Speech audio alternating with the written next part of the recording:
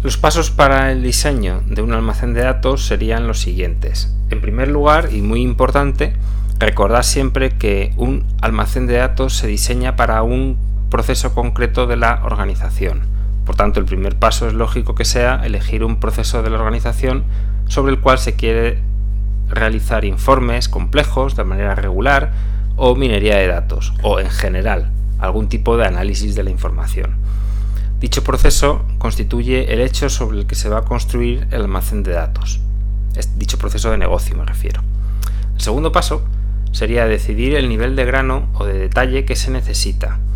En general, es preferible dotar del grano más fino posible porque de esta manera aumentamos la posibilidad de incorporar más información.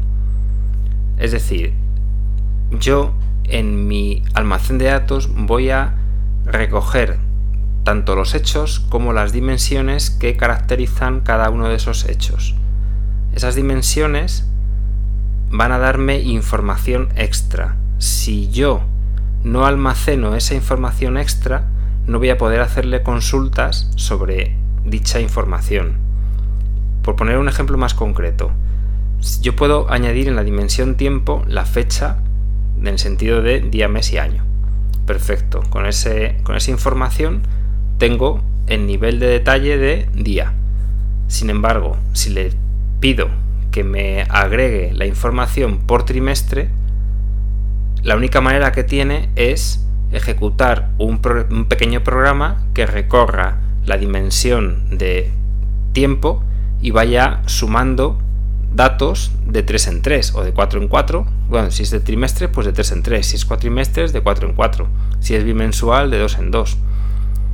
Mucho más rápido habría sido si yo, a la hora de diseñar el almacén de datos, le hubiera dicho que por cada fila almacenara el día, el mes, el año y el número de, por ejemplo, trimestre en el que se encuentra ese día. Pues si es el 15 de enero es el primer trimestre, si es el 28 de abril el segundo trimestre, etc.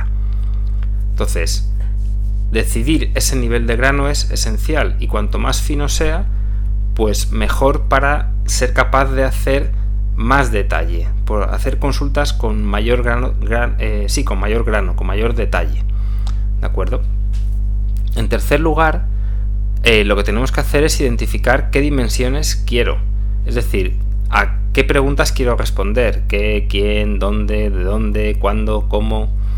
Y lo mismo, o prácticamente al mismo tiempo, tenemos que decidir qué medidas de los hechos y qué atributos de cada dimensión vamos a utilizar. Generalmente, recordad, las medidas responden a la pregunta ¿cuánto? Sobre un hecho concreto, que es el que estamos modelando con el almacén de datos. Vale. Como sugerencia, habría que intentar evitar atributos descriptivos. Es decir, en vez de utilizar un atributo de texto, pues es preferible que el atributo sea booleano, pero que tenga un nombre descriptivo. Es decir, por ejemplo, ¿es fin de semana? Sí o no. ¿Es festivo? Sí o no. ¿Es laborable? Sí o no. Vale, eso es mejor que decir tipo de día, fin de semana, festivo, laborable, porque es mucho más difícil filtrar un string que un booleano. Y finalmente, como último paso, revisar si toda la información requerida sobre ese hecho está representada sobre el diseño, es decir, repasar el diseño a ver si contiene todo lo que yo quería.